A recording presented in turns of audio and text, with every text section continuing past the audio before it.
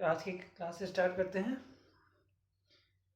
अब हमारे पास जो क्वेश्चंस बचे हैं 16.3 के, उस लगभग सारे बहुत अच्छे क्वेश्चन हैं। 3rd, 5th, 12th, 13 एंड 14 ये सारे बहुत अच्छे क्वेश्चन हैं, पेपर में आने लायक। अगर थोड़ा भी टफ पेपर बनाने की कोशिश करता है, क्वेश्चन देने की कोशिश करता है जो थोड़ा टफ हो, तो ये क्वेश्चन ज़रूर दे सकता है। ठीक है,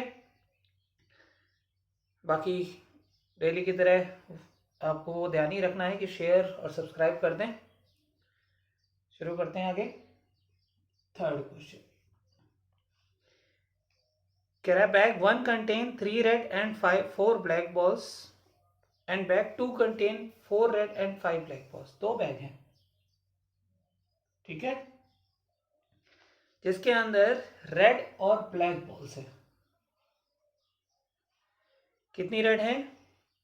3 रेड हैं और 4 ब्लैक बॉल हैं, जबकि सेकंड वाले में 4 रेड और 5 ब्लैक बॉल्स।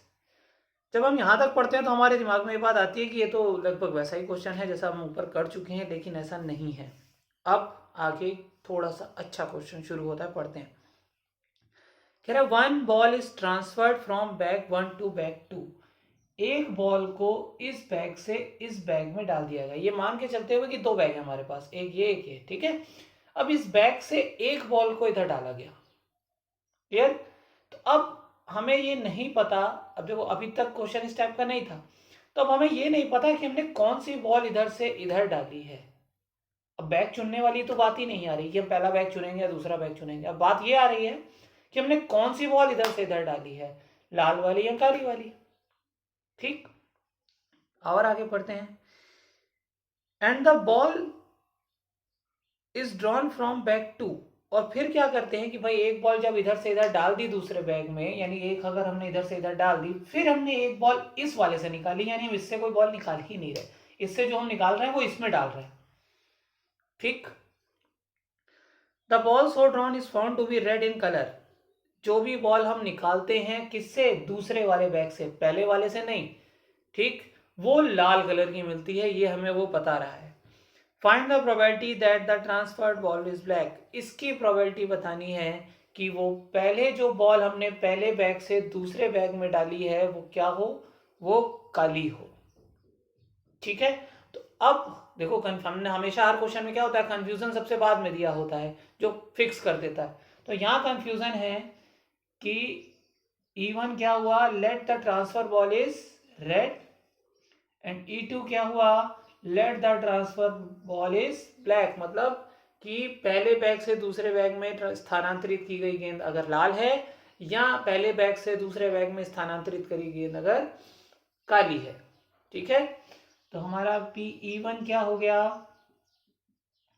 ध्यान से, एक गेंद इसमें से निकाल के इसमें डाली गई, यानी अभी इसका कोई मतलब ही नहीं है, डालने की तो बात ही नहीं आएगी ना, अभी तो एक निकालने की बात आएगी। तो हमने अगर इसमें से लाल वाली निकाली है तो टोटल है 7, और हमने उसको निकाला है 3 में से। ठीक है, फिर हमने निकाला PE2, यानी कि स्थानांतरित यानी कि ट्रांसफर गेंद अगर काली है, तो अब ट्रांसफर अभी भी तो इसी में से करना है, तो यानी कि 4/7, यानी अभी तक इसका कोई यूज नहीं हुआ। ये हमने या तो इससे ये वाली निकाली है या ये वाली निकाली है। अगर ये वाली निकाली है तो 3/7, अगर ये वाली निकाली है तो 4/7। क्लियर, ठीक है, आगे बढ़ते हैं।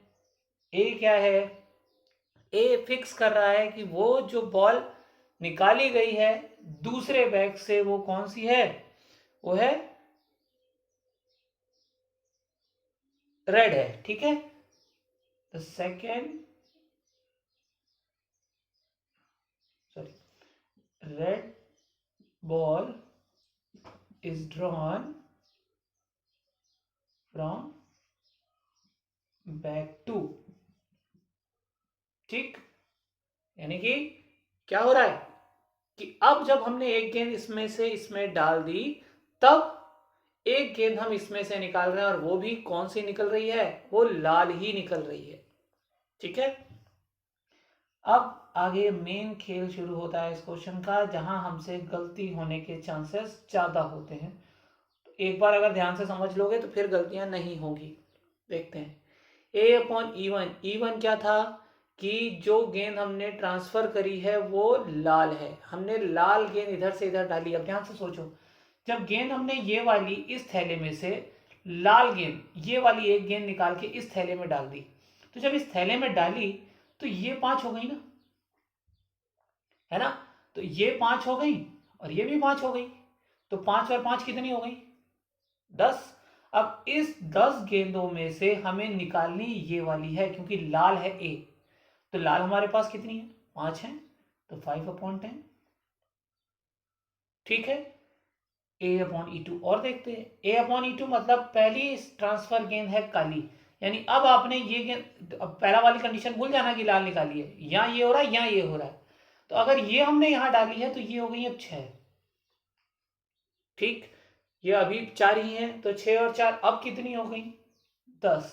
यहां तक गलती नहीं होती, लेकिन अब ध्यान से करते क्या है हम, गलती क्या हो जाती है, यहाँ 6 लिखते हैं ये, तो हम ये 6/10 कर देते हैं, जबकि 6/10 नहीं करना है। ए क्या है? ए है कि लाल बॉल ही निकल रही है इस थैले से, तो अब इस वाले में तो 4 ही है ना, अभी ये तो 5 हुई नहीं ना, 5 तो तब हुई थी जब हमने ये वाली ट्रांसफर करी थी इसके लिए। तो ये ध्यान रखना है कि अब ये कितनी है? 4, तो यहां कितना आया? 4/10। और जब हम ये याद रखेंगे तो हमारा क्वेश्चन सही हो गया, बस ये ध्यान रखना है। अब लास्ट में तो बता ही रहा है कि ट्रांसफर बॉल इज ब्लैक, जो ट्रांसफर करी थी वो ब्लैक बॉल थी, यानी E2, तो हमें PE2/A निकालना है। ठीक है, फॉर्मूला आप लिख ही रहेंगे, तो हम मल्टीप्लाई करके लिख देते हैं एक बार। 3/7 इंटू 5/10, नीचे E1 का तो ऐसे ही लिखो, 3/7 इंटू 5 सॉरी गड़बड़ हो गई, यहाँ E2 लिखना है, E2 की शर्त आ रही है ना। ठीक है, तो पहले E1 और E2 दोनों नीचे लिख देता हूँ जरा। 4/7 इंटू 4/10, तो यहाँ पर आ गया 4/7 इंटू 4/10। ठीक है, अब आगे कैलकुलेशन कर लोगे, अब मैं कैलकुलेशन नहीं करूँगा, अब कैलकुलेशन अब आप खुद करो। ठीक है, अपने आप आंसर मैच करेगा, और कैलकुलेशन आनी बहुत ज़रूरी है, हर बार आप देख के रट नहीं सकते कैलकुलेशन को। ठीक, तो ये थर्ड क्वेश्चन हो गया। अब हम आते हैं लास्ट क्वेश्चन, पहले 14 देखते हैं, क्योंकि लगभग इससे मिलता जुलता है, पूरी तरह से नहीं लेकिन हाँ फिर भी मिलता जुलता है।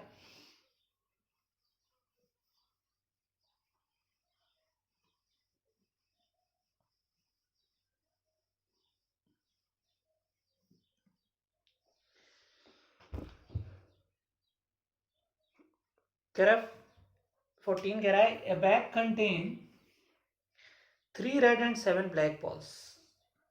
एक बैग है जिसमें लाल और काली गेंदें हैं। कितनी कितनी है? 3 लाल और 7 काली गेंदें। ठीक है, 2 बॉल्स आर ड्रॉन 1 by 1, 2 बॉलें निकाल रहा है एक एक करके। पहले एक बॉल निकाली, फिर दूसरी बॉल निकाली। At a time, at random without replacement, यानी बिना वापिस रखे। ठीक है, if second ball is red then what is the probability the first ball is also red. अब देखो क्या कहा उसने, उसने ये कहा कि दूसरी बॉल तो भाई लाल है, तो कंफ्यूजन क्या हुआ कि पहली बॉल कौन सी निकली थी, यानी दूसरी तो उसने फिक्स कर दी कि भाई दूसरी गेंद जो हमने निकाली है वो लाल निकाली है। ठीक है, तो और वही एक करके 2 गेंदें निकाल रहा है, तो पहली गेंद कौन सी थी, ये कंफ्यूजन हुआ। ठीक, तो हमने कहा E1, थ्योरी में फिर से लिख लेना कि अगर हमने पहली गेंद निकाली, माना वो कौन सी है, लाल है। ठीक है, अगर वो रेड है, और E2 हमने मान लिया कि अगर वो ब्लैक बॉल है, तो PE1 क्या हुआ, PE1 हुआ 3/10, कि अगर हमने लाल बॉल निकाली थी। PE2 क्या हुआ कि अगर हमने पहली गेंद जो भी निकाली वो काली निकाली। एक 3/10, छोटे 7/10। ठीक है, अभी पहली निकाल रहे हैं तो कम नहीं होगी, अभी या तो ये निकाल रहे हैं या ये निकाल रहे हैं। अब ए क्या है, ए ये है कि सेकेंड बॉल इज रेड, जो दूसरी बॉल हमने निकाली, सेकेंड बॉल लिख लेना पूरा पूरा, सेकेंड बॉल इज, मैं थोड़ा सा रफ शॉर्ट में लिख देता हूँ, सेकेंड बॉल इज रेड। ठीक है, देन PA/E1।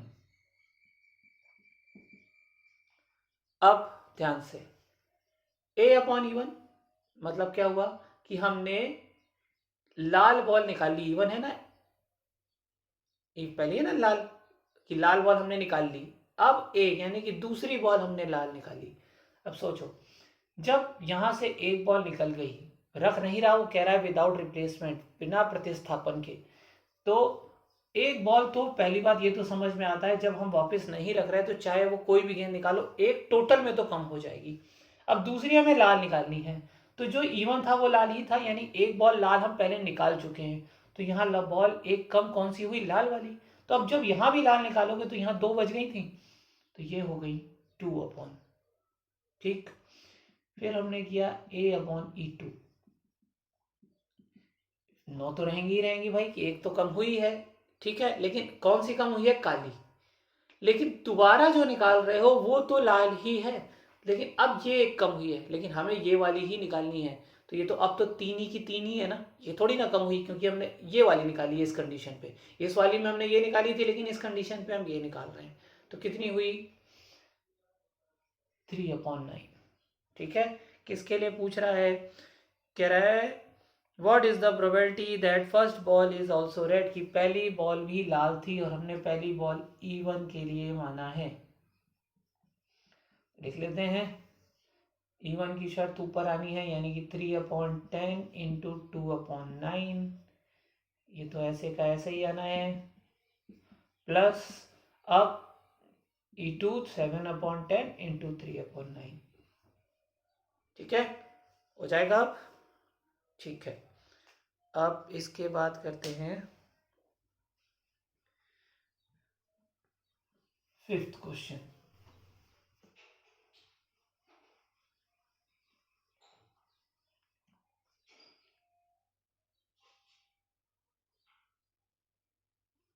सॉरी 5th नहीं, 6th, 5th हो गया था।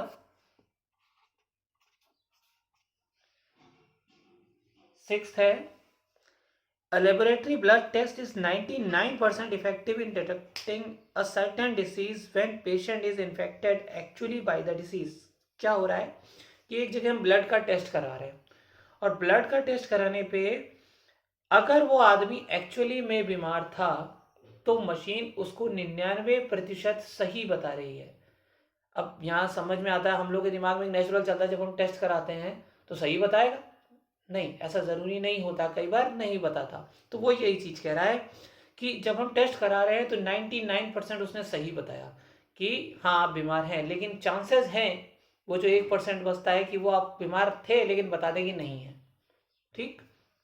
अगली लाइन पढ़ते हैं, However, the test yield a false positive result for 0.5% of the healthy person tested। मतलब कि अब हो कह रहा है कि अगर मान लो कोई एक सही आदमी जा रहा है टेस्ट कराने, जिसको बीमारी नहीं थी, जब वो गया उसको भी उसने बता दिया कि साहब आप बीमार हैं, तो ये कह रहा है कि वो मशीन गलत रिजल्ट भी बता सकती है 0.5%। पहले भी गलत था, लेकिन तब वो क्या था, जो बीमार थे उनके लिए गलत बता रहा है। दूसरी शर्त पे क्या उसने कहा, जो बीमार नहीं है उनके लिए गलत बता रहा है। ये बात अच्छे से समझना क्वेश्चन में, ठीक है। If 0.1% of the population actually has disease, मतलब टेस्ट कराने के पहले अगर हम बात करें कि किसी जनसंख्या में बहुत सारे लोगों में 0.1% लोग ऐसे हैं जो बीमार हैं, जो टेस्ट कराने अभी जाएंगे, वो बीमार हो या ना हो सारे जाएंगे, लेकिन हमें ये बताया गया कि एक जगह पे इतने लोग लगभग बीमार हैं, ये नहीं पता कौन कौन से, लेकिन ये पता है कि लगभग इतने बीमार हैं। What is the probability that a person has the disease given that has his result is positive? ये जानते हुए कि उसको वो बीमारी है, ठीक है। तो अब देखते हैं पहली शर्त, ध्यान से। पहला कंफ्यूजन क्या है कि जो आदमी टेस्ट कराने जा रहा है वो बीमार है या नहीं है, पहला कंफ्यूजन तो यही आएगा ना, ठीक है। तो हमने कहा कि भाई E1 हो गया हैज डिजीज, यानी बीमार है, और E2 हो गया हैज नॉट डिजीज, इसको डिजीज नहीं है, ठीक है। अब PE1 दोनों बराबर बराबर नहीं है, तो क्वेश्चन को ध्यान से पढ़ो, तो उन्होंने कहा है कि 0.1% पॉपुलेशन को डिजीज है, E1 हैज डिजीज, है ना। तो अब जो चीज पहले ढूंढ रहे होगे वो बाद में दी है, तो इसीलिए मैंने कहा क्वेश्चन को बहुत ध्यान से पढ़ना है। तो ये कितना आ गया, 1/1000, ठीक। तो PE2 क्या हो गया, या इसको हम ऐसे भी लिख सकते हैं 0.001। ठीक है, तो अब PE2 कितना हो गया। अब देखो ये दिया नहीं है, ध्यान रखना E1 E2 में एक बात हो सकती है, अगर दो ही शर्तें हैं तो अगर ये है तो बचे हुए सारे जो होंगे नहीं होंगे, यानी कि 1 में से हम माइनस कर देते हैं इसको, तो कितना आ गया 0.999। इतने ऐसे हैं जिनको बीमारी नहीं है, इतने ऐसे हैं जिनको बीमारी है, ये हम मानते हैं, अभी टेस्ट नहीं हुआ। ठीक है, ए क्या हो रहा है, ये बता रहा है कि उसको बीमारी है, has disease, actually has disease.